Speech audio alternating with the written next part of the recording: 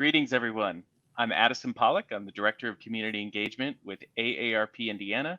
I am so happy to be joined today with Raina Bradley, who is the Community Development Director with Bridge of Grace Compassionate Ministry Center in Fort Wayne. Hi, Raina. How are you? Good, Addison. How are you?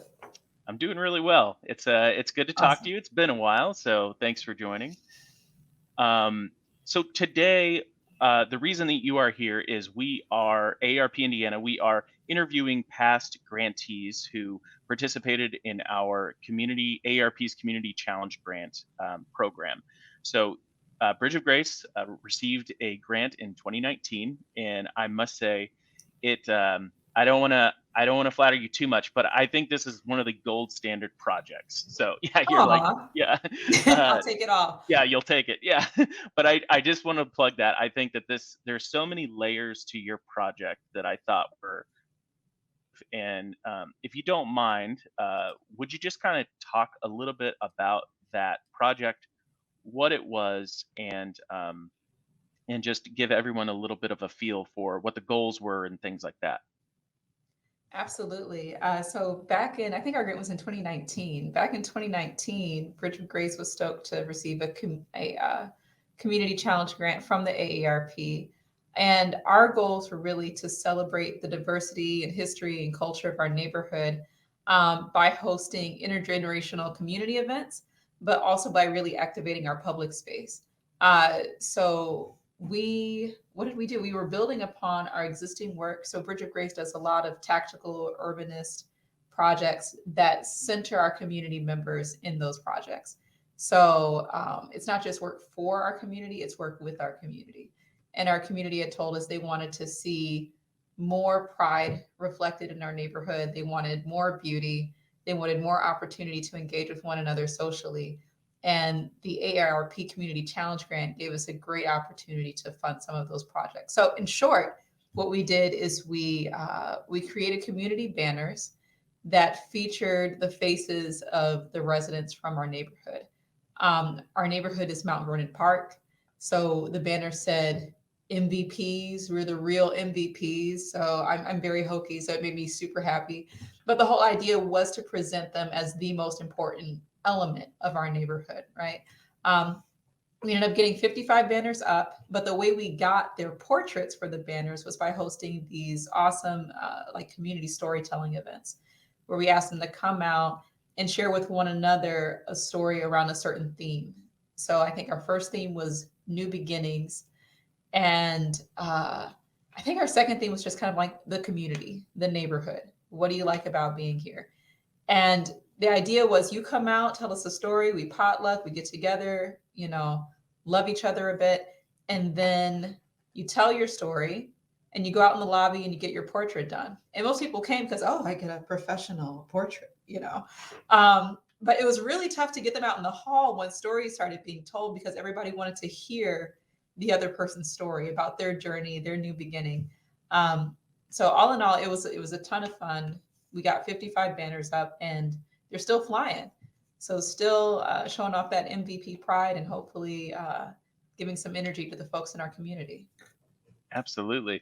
And there was, in addition to the storytelling element and the banners that resulted from that, um, there was also some pocket park improvements that were made as well. Oh, absolutely. Oh my gosh. Yeah. So I we had our pocket park improvements in the way I think of we did some beautification in the way of I believe some flower planting, but also we put these great porch swings in a couple of our pocket parks. And the whole idea there was that we had our kiddos. So rewinding a little bit, earlier Bridge of Grace projects, we had this project called Tired a Lot. And the whole idea was that we were using upcycled materials like tires and pallets to activate the vacant lots within our community. And that our youth, our teenagers, were the people who were designing and building those parks. So one of our kiddos said she wanted to design an intergenerational space in particular because she felt like there was space for younger people. Think young kids, under the age of 8, and there was space for teenagers, and there was space for older folks, but there was no space for everybody to get together. So we started building that park. but we still didn't have, we got the playgrounds in, we got the swings in. So the space for the kids was there, but there wasn't necessarily still that space for parents to sit, to watch, to socialize. But the porch swings were a great addition that helped out with that as well. And then I guess element number 4 is that we created a website after we did that. So we recorded the stories our community members told us, and they still live on that website. And it's a way for us to shift the perspective of the neighborhood and its residents a bit. Really allow them to have space to tell the story of their community in their own words, which I think was really powerful. Yeah, indeed. That's super powerful. And I think we have that website, which we can plug here if anyone wants to go on and listen to those stories that the neighborhood residents told. Yeah, interconnect for fw.org. Yes. So you can check those out there. Raina, can you bring us up to speed as to where the Mountain Vernon Park neighborhood is today with that particular project, or maybe you've built onto that project in some sense? Any updates that you can share with us? Yeah, I mean, it's hard not to brag about Mount Vernon Park. So I'll do a big brag and I'll bring it back to the project. But over the past, since, oh gosh, several years now, we started doing small work back in 2013 because we were familiar with broken windows theory, that if you fix the small like outcomes or manifestations of crime or neglect, that it actually communicates back to the neighborhood that and the surrounding community that crime and neglect are not acceptable here. So things as small as trash pickups, small beautification projects, things like that. So we started making those efforts and doing prayer walks back in 2013. And to date, we've seen crime fall 65%. If you go up to 2020, our burglary rate is down 94%.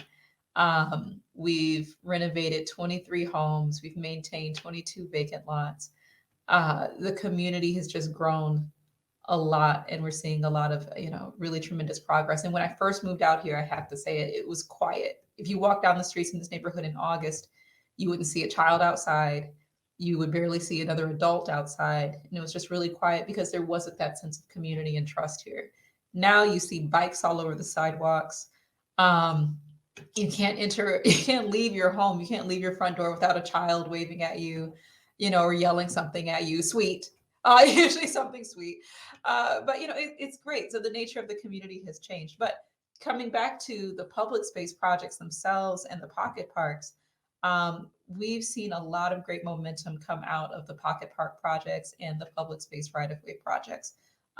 Just this past year, we were fortunate to partner with the AARP again, as well as some other funders, to improve our sidewalks. So we were able to put in a contribution towards sidewalk improvement. And the city of Fort Wayne helped us to improve sidewalks along I think it was a half-mile walking stretch within our neighborhood. So we were able to create a walking loop that way, get some crosswalk murals in that way as well. Um, so that was one thing, is improving walkability in the community even more. And then another is that we were able to get some more flowers, some more beautification into the pocket parks. So this past summer, we were fortunate to partner with Matt Plett, who's a local muralist, does incredible work. And he worked with our summer camp kids and with our staff to produce not only the crosswalk murals, but murals in the pocket parks. So we have fence murals in the pocket parks. We have murals on the pods that our kids designed back during the Tired a Lot studio. And those murals were painted by the kids in our summer camp as part of like a healing therapeutic art process that we did in response to the pandemic. Because we all know we have a lot to get out right now. Um, so that was pretty phenomenal as well. And then we've also been able to build on the momentum from the pocket parks and just that demonstration of neighborhood engagement and support and buy-in, to work with Fort Wayne Parks and Rec to begin piloting their community engaged master planning projects for neighborhood parks. So going from something like our pocket park, which was like the size of a single parcel for a single house, to the 5-acre neighborhood park within our neighborhood, and having that be a community engaged master planning process. So we're stoked about that one as well. Our I don't know, we had something like 50 community members engaged in that process. They communicated to Parks and Rec what they wanted to see within the neighborhood. And that plan was adopted officially by our Parks Planning Commission. So now we're moving forward together as a community and as Parks and Rec and the city to help raise the funding for that effort and hopefully break ground in the next couple of years or so. So the project helped build amazing momentum. And we started a walking club. My It goodness, keeps going. yeah. It keeps giving. Yeah, yeah, I know, man. This is quite the momentum after the those projects.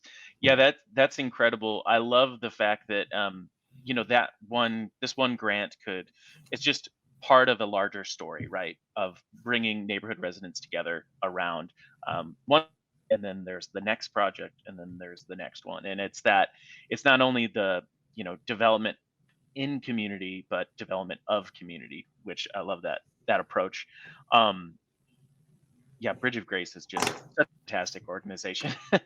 uh, so, if you wouldn't mind just talking about the grant process, actually, the actual AARP Community Challenge grant. Uh, Plug it at the beginning of the video, but we are just kicking off our 2022 grant cycle for applicants who would like to apply. And you can find more information at aarp.org/in. And Raina, since Bridge of Grace was such a great applicant, I would love to hear more from you on suggestions for future applicants, words of wisdom, advice, anything you could share on your experience. Right on. Word of advice number one is go for it. If you think you have a great idea, just go for it. A lot of people, I get so many calls where people tell me, Raina, I don't speak grant. I don't know how to do that. I don't know how to, write in the jargon of grant writing. Friends, there's no jargon of grant writing. Just communicate your idea clearly and concisely, and you're good to go. So that's piece of advice number one. If you're thinking about it, go for it. Two, if you have questions, the AARP staff is very approachable, very welcoming, very willing to answer your questions. Just give them a call. Reach out using the contact information on the website, and they'll help clarify things for you. But overall, for us, I found the experience very straightforward. I felt like what AARP was looking for was spelled out really well. There were past projects that we could take a look at and see, the kind of things that you guys were looking for. And fortunately, your goals and what you wanted to achieve with the project were very much in line with ours at Bridge of Grace. So I think there was a lot of synergy there that was existing. Um, on the back end, I mean, so filling out the form, it's a form. You need to know your metrics. You need to understand the outcomes of your work. Um, but once you do that, I just want everybody to know it's very quick. It's very quick. So your project needs to basically be shovel ready. You need to be ready to go. So when we applied, I think our deadline was mid-April or so. And then we found out we got it in June-ish, and we got to start in July, and it had to be done in December. So from submission date to project end, and it was early December, so it was really like end of November kind of thing. It was like a 7-month process from submission to completion. So it's quick, it's ready to go. I liked that. It was kind of a challenge, and it really gave us that urgency to get in there, get it done. But it was really fun. It was really fun. It was really relational, a chance to keep edifying our community members. We say often in Bridge of Grace that people support what they create.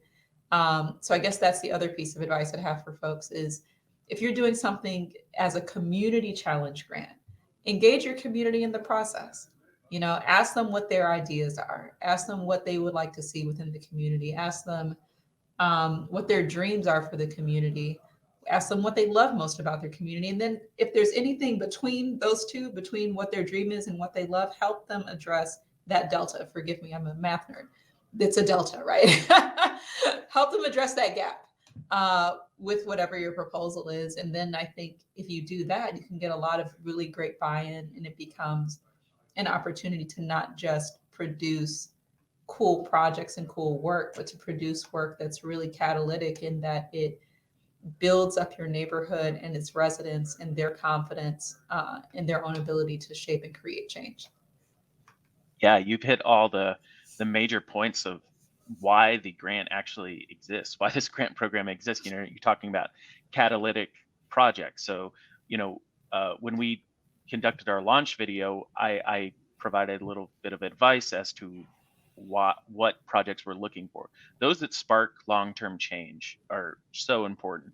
And then you also touched on the point, it's called community challenge grant, underline community, right? So embracing Right. and empowering the community. So projects that volunteers are so important and so valued. So Raina, just in closing, what's next for Bridge of Grace, Compassionate Ministry Center, and the Mountain Vernon Park neighborhood? Is there anything, we talked a lot about what you have going on, but is there anything in the near future that you're working on that you want to plug? Oh my goodness, all the things. Uh, so Bridge of Grace, we just had our 10-year anniversary this year. Woohoo. And so we're looking forward to launching a big campaign. You guys will probably see that later this year, so stay tuned to our website at bridgeofgracecmc.org for updates about that. But really, that project is about doing more to instill hope in our community. So we are working with our housing initiatives. As we mentioned, we did 23 houses already. But we're really looking to make sure that as our community grows and improves, that we're positioning our residents in such a way that they can benefit, not only from improvements in beauty and improvements in relationship within the neighborhood, but financially.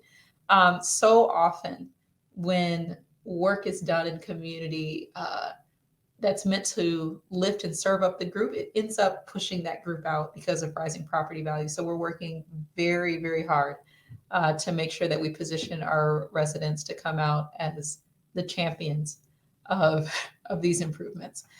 So that's one thing. The other thing is Brewer Park. We'll probably kick off a campaign for that pretty soon as well. Just if people want to give and help support that, come install a park bench, anything of that nature, they're more than welcome. But to give you an idea, Brewer Park is going to have a 3rd-mile walking trail, 2 playgrounds, an art garden, a lined sport field, and then we're going to have a pavilion that has restrooms and provides shade.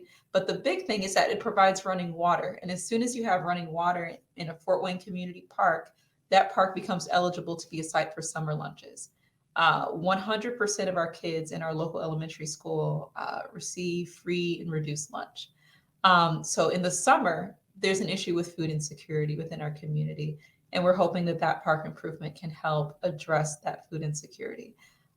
So there's any number of other things Bridge of Grace is doing. We're launching an early learning initiative to really help make sure that our kids are school ready, and then looking into some economic development opportunities as well. But yeah, more details to come on all of that, hopefully in the near future. And we're just stoked. We're really happy to be here in this community and to see it grow and to be blessed to be a part of it. Yeah, 100%. Raina Bradley, nothing short of impressive, as always. Bridge of Grace, Compassionate Ministry Center, one of the best neighborhood organizations in the entire state, I would say, as far as Thank you, I friends. know. So thanks so much for sharing your story today. I really appreciate it.